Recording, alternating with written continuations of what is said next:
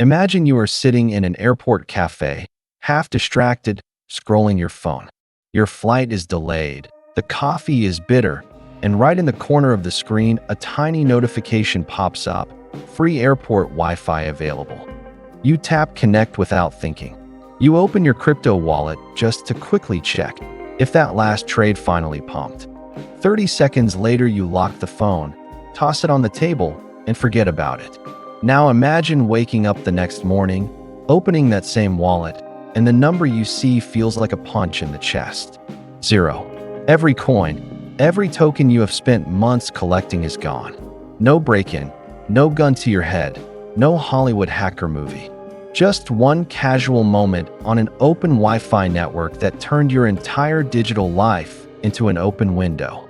Most people still believe they are too small to be targeted. They think hackers only chase exchanges, billion-dollar funds, or celebrities. But the truth in 2025 is much darker. Automated tools quietly scan public Wi-Fi all day, looking for anyone who logs into email, banking, or a crypto wallet without protection. To those tools, you are not invisible. You are just another exposed IP address. In this video, I want to show you what is really happening every time you open your crypto wallet on public Wi-Fi. Why a VPN is not a luxury, but a basic survival tool there, and the simple changes that can protect you before it is too late. If you have ever checked your balance from a cafe, hotel lobby, or airport, this might be the most important 20 minutes you spend online this year. Let me introduce you to Alex. Alex is not a hacker, not a security expert, not a millionaire. He is like a lot of people who got into crypto during the last bull run, working a normal job, checking charts in between meetings, stacking a little bit of Bitcoin and some altcoins each month. Nothing crazy, but enough that the balance in his wallet started to feel real. Rent money, emergency money, maybe, if things went well, quit my job money. One Friday evening, Alex was traveling for work. Long layover, crowded airport, bad coffee. He found a free seat, opened his laptop, and did what most of us do without thinking. He connected to the first network that looked right. Airport_free_Wi-Fi. No password. Full bars. Perfect. He wanted to move some funds from his hot wallet to a more secure one before the weekend. I will just do this quickly, he thought. He opened his crypto wallet, logged in, confirmed a transaction, checked that it went through, and then spent the next hour watching videos and answering emails. Somewhere near him, in that same noisy airport, another screen was glowing. On that screen, a stranger was quietly watching Alex's traffic flow through a fake Wi-Fi hotspot that looked almost identical to the real one. The scary part? Alex did not feel anything. There was no warning, no glitch, no dramatic error message. His wallet interface loaded just fine. The transaction looked normal. He even felt proud of himself for being responsible and moving funds to a safer place. The next morning in the hotel, he opened his phone to check the final status of his coins. At first, he thought the app was bugged. The balance was far lower than the night before. He refreshed the screen. Same result. Then he opened the transaction history and saw multiple outgoing transfers he did not recognize, all executed while he was boarding the plane. By the time he realized what had happened, his main wallet was almost completely drained. Panic came in waves. Did the exchange get hacked? Did someone steal his phone? Did a friend prank him? He went through all the usual explanations before facing the most uncomfortable one. The problem was not out there. The weak point was the way he had been using public Wi-Fi like a free toy, trusting random networks with the keys to his money. What happened to Alex is not a rare horror story. Recent surveys show that more than 2/3 of people connect to public Wi-Fi regularly, and around 1 in 5 still use those networks for financial actions like shopping, logging into banking, or checking sensitive accounts. At the same time, attackers run simple tools that turn an ordinary laptop into a fake hotspot or quietly intercept unprotected traffic on open networks. On top of that, crypto adoption keeps growing, with tens of millions of active wallets worldwide, an enormous buffet of targets for anyone watching those networks. For Alex, the first hit, was financial. Months of saving vanished overnight. But the second hit went deeper. He realized how much of his life was spread across the networks he had treated as harmless. Emails, messages, private photos, two-factor codes, exchange logins, recovery emails for every account he owned. He started checking his inbox obsessively, waiting for more unusual login alerts. He lay awake in the hotel room, replaying that moment in the airport, the open laptop, the familiar blue Wi-Fi icon, the rush to just do this one transfer quickly. Maybe you have never lost money like Alex. But be honest, have you ever checked a wallet balance on café Wi-Fi? Logged into your exchange while waiting at the gate? Typed a seed phrase or recovery code while connected to hotel internet that everyone uses and it seems fine? If any of that sounds familiar, Alex is not a stranger. He is your future self, if nothing changes. This video is not about shaming people like Alex. It is about recognizing that our habits have not caught up with the reality of modern attacks. Public Wi-Fi was designed for convenience, not for protecting assets that can be moved in seconds and never traced back. When you connect with no protection, you are effectively handing your traffic to whoever is curious and skilled enough to look. In a moment, I am going to break down exactly why stories like Alex's are happening more often, what is going on technically when you connect to open Wi-Fi with a crypto wallet, and why a VPN, used correctly, can turn that open window into something much harder to exploit. Why do smart, grown adults keep walking into digital traps that look obvious in hindsight? Why did Alex, who had already heard about hackers and Wi-Fi and scams, still treat that airport network like a harmless freebie? Part of the answer lives in our psychology. Most of us walk around with a quiet belief that I am not important enough to be a target. Hackers, in our minds, go after banks, celebrities, governments, giant companies, not some random person in a hoodie waiting for a delayed flight. That belief is comforting, but it is completely disconnected from how attacks work today. Modern tools do not care who you are. They scan everything. If your traffic is exposed, you are interesting enough. There is also the comfort of routine. The more often something bad does not happen, the safer it feels.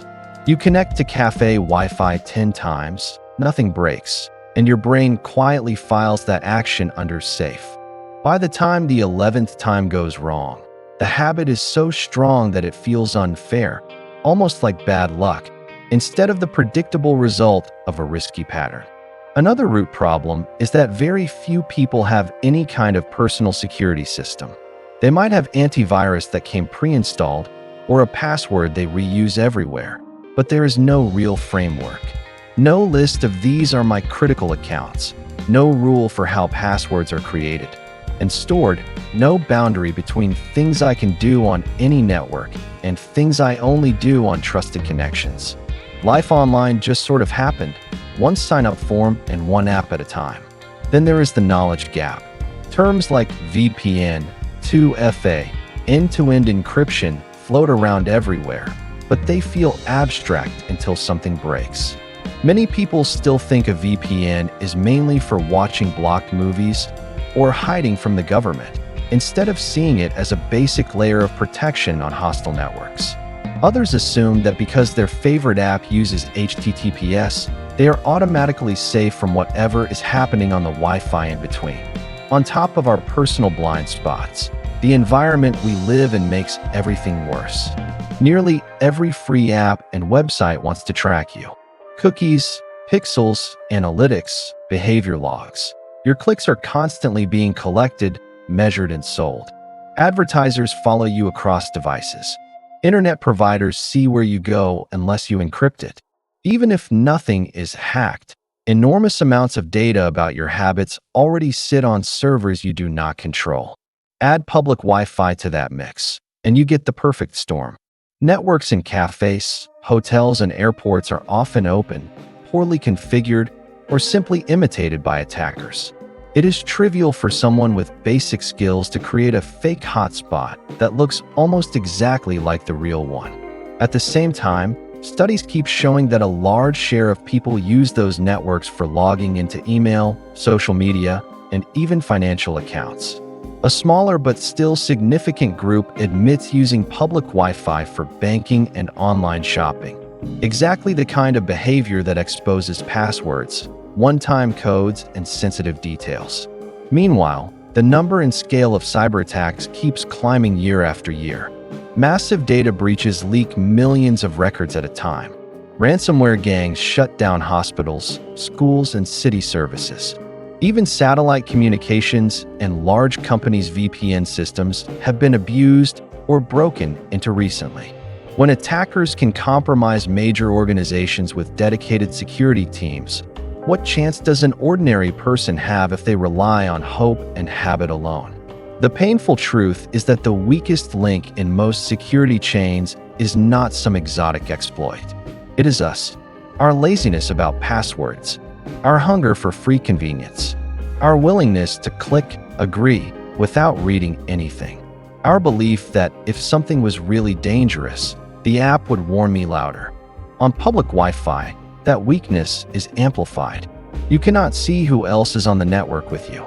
You cannot see whether someone is intercepting or copying the traffic between your device and the rest of the internet.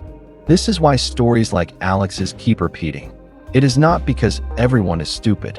It is because the modern internet quietly trains us to be careless, while the tools that exploit that carelessness keep getting stronger and cheaper.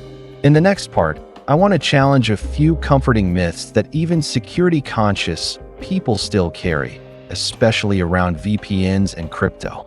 Because if you think, as long as I install a VPN app, I am invincible on public Wi-Fi, you might be in even more danger than Alex was. Up to this point, it is easy to picture the villain as some shadowy figure in a hoodie, typing furiously in a dark room. But let's flip the camera for a moment. Most conversations about online security point outward. We blame social networks for tracking us. We blame apps for leaking data. We blame hackers for being evil. All of that is real, but focusing only on the outside enemy hides an uncomfortable truth. A lot of the power they have comes from habits we willingly repeat every day. Think about how we treat our digital lives compared to our physical ones. You would never leave your apartment door wide open just because no one has robbed me yet. You would not hand a stranger your house keys because they look nice or because you are in a hurry. Yet online, people still log into their main email and wallets on open Wi-Fi in a busy cafe, shrugging off any risk because nothing bad has happened so far. Here is another twist. Many people who finally wake up to privacy issues grab onto one tool as if it were magic. For a lot of them, that tool is a VPN. They download an app, click connect once, see a new IP address on the screen, and feel invincible. Now I am safe. No one can see anything. The marketing for some providers does not help, promising total anonymity and absolute freedom with a single tap. The reality is more nuanced. A VPN can be a powerful shield on hostile networks, especially public Wi-Fi. It wraps your traffic in encryption and hides it from anyone snooping on the same network. But it does not fix everything. If your device is already infected with malware, the malware does not care that your connection is encrypted. If you reuse weak passwords, a VPN does not magically make them strong. If you type your seed phrase into a phishing page that looks like your real wallet, no tunnel can save you. There is also the myth that I have nothing to hide, so who cares? On the surface, that sounds relaxed and honest. I am not a criminal. They can look if they want. But when you zoom in, what we call nothing to hide usually includes messages to people we love, private photos, medical details, locations we visit repeatedly, late-night searches when we are scared or lonely. If all of that were put on a big screen in the middle of your city, would you still feel like there is nothing to protect? Even in the crypto world, where people talk about being your own bank, many still act like customers of a traditional bank when it comes to security. They assume someone else will fix it. They assume that if they use a big exchange or a popular wallet or a trending security app, everything important is happening behind the scenes. Yet almost every major breach reminds us that systems are only as strong as the people using them. Here is the uncomfortable, slightly unfair-sounding angle. If you are using public Wi-Fi to access your crypto without a clear strategy, you are effectively volunteering to be part of someone's attack statistics. Not because you deserve it, but because attackers rely on people exactly like you, busy, distracted, trying to do one quick task between other things. The good news is that taking back a bit of control is not nearly as complex as it looks from the outside. You do not need to know how to write code or understand every acronym in cybersecurity. You do not have to turn into a paranoid hermit who never connects to anything. You simply need to accept that the way you move through the internet either exposes you or protects you, and that a few smart changes can completely transform that equation. So instead of asking, how do I avoid every possible risk forever? A better question is, what are the few key moves that dramatically reduce my chances of ending up like Alex without making my life miserable? In the next part, I am going to break that answer down into a simple framework, including how and when to use a VPN on public Wi-Fi, how to think about your wallets and accounts as layers, and what to stop doing today if you value the numbers inside your crypto app. Let's turn all of this from theory into something you can actually use. Think of your digital life like an apartment in a rough neighborhood. You cannot control the city, but you can control your doors, your windows, and your habits. I like to break personal security on public Wi-Fi into 5 simple moves. Move 1. Map your digital valuables. Before touching any settings, write down, even just in your head, which accounts and wallets are truly critical. Your main email, your primary exchange, the wallet that holds most of your crypto, any banking or payment apps. These are your front door keys. Then notice where they live. Are they all on the same phone? On an old laptop you carry everywhere? Logged in automatically on a tablet your whole family uses? You cannot protect what you have never really listed. Move 2. Fix the basics you secretly know you have been ignoring. Strong, unique passwords for important accounts are non-negotiable. Use a reputable password manager instead of your memory or a notes app. Turn on 2-factor authentication for your email, exchanges, and anything connected to money or identity. Clean up your devices. Remove random browser extensions you installed years ago. Delete apps you never use. Update your operating system. These steps are boring, but they close many of the easiest doors attackers use. Move 3. Draw a line between public safe and private-only actions. On public Wi-Fi, assume that anything you do without extra protection could one day be watched. Browsing news or watching videos might be low risk. But logging into a crypto exchange, opening a hot wallet, approving transactions, or entering recovery codes belongs on the private-only side. Get into the habit of doing high-risk actions only on networks you control or over mobile data, unless you absolutely must use public Wi-Fi and have the right protections in place. Move 4. When you must use public Wi-Fi, treat a good VPN like your seatbelt and wear it properly. A trustworthy VPN does 2 key things for you in this context. It encrypts your traffic so people on the same network cannot read it, and it hides your real IP address from the local hotspot and anyone snooping nearby. But that only works if you actually turn it on before connecting to anything sensitive, and if you use a provider that takes logging and security seriously. Look for services that are transparent about not keeping activity logs, have undergone independent security audits, and offer features like a kill switch to cut your connection if the VPN drops. When you arrive at a cafe or airport, connect to Wi-Fi. Immediately start your VPN app. Wait until it confirms the tunnel is active, and only then open your wallet or exchange. If the VPN disconnects, treat it like a seat belt popping open. Stop what you are doing until it is safely back in place. Remember that many VPN users specifically rely on these tools to secure their data on public Wi-Fi. You are joining that group not to be fancy, but to be normal in a dangerous environment. Move 5. Make maintenance a monthly habit instead of a yearly crisis. Pick one day each month and call it your digital checkup. On that day, review your important accounts. Change 1 or 2 key passwords. Double-check that two-factor authentication still works. Remove any new apps or browser extensions you do not trust. Look through the list of devices connected to your main email or exchange and sign out anything you do not recognize.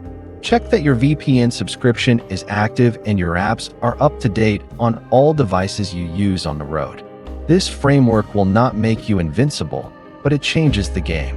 Instead of being an easy, low-hanging fruit on public Wi-Fi, you become the person whose traffic is wrapped, whose accounts are hardened, and whose habits give attackers much less to work with. From their point of view, you are suddenly a lot more trouble than the person at the next table who is still connecting raw to free_Wi-Fi and opening a hot wallet with no protection. Remember, the goal is not perfection. It is to dramatically reduce the chances that a casual moment on a cheap network turns into the story you tell for years about the day your coins vanished. With a clear separation between what you do on public Wi-Fi and what you reserve for safer conditions, plus a properly used VPN when you have no choice, you are already ahead of most people in that airport lounge. In the next part, I want to zoom out again, not to talk about settings or apps, but about what it feels like to live in a world where your money, your memories, and your identity can slip through a Wi-Fi signal without you noticing. Let's talk about something that rarely makes it into technical guides: how this actually feels. Losing money to a hack is not just about numbers on a screen. For many people, the first reaction is a strange mix of disbelief and shame. Disbelief because it seems impossible that a few taps on a familiar app, on a network they have used 100 times, could lead to such a huge loss. Shame because a small voice inside says, "You should have known better. You were careless. This is your fault." That shame often keeps people silent. They do not tell friends what happened. They hide it from family. They quietly uninstall apps, change a few passwords, and hope no one notices. On the outside, life continues. On the inside, every notification becomes suspicious. Every unexpected email feels like a threat. Trust in technology, and sometimes in themselves, takes a long time to rebuild. Even if you have never been hacked, you probably know the feeling of someone crossing an invisible line. Maybe a friend opened your messages without asking. Maybe a coworker read something over your shoulder. Maybe a photo of you that was meant for one person ended up in the wrong group chat.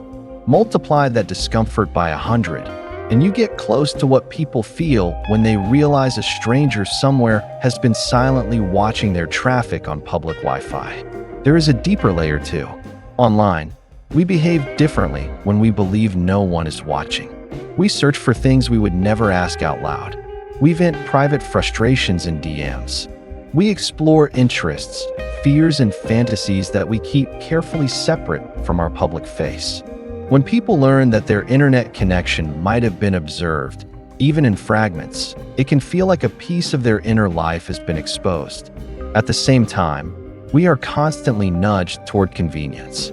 One-tap logins, remember me checkboxes, free networks that connect automatically, autofill passwords. It is not entirely our fault that we choose the easy path.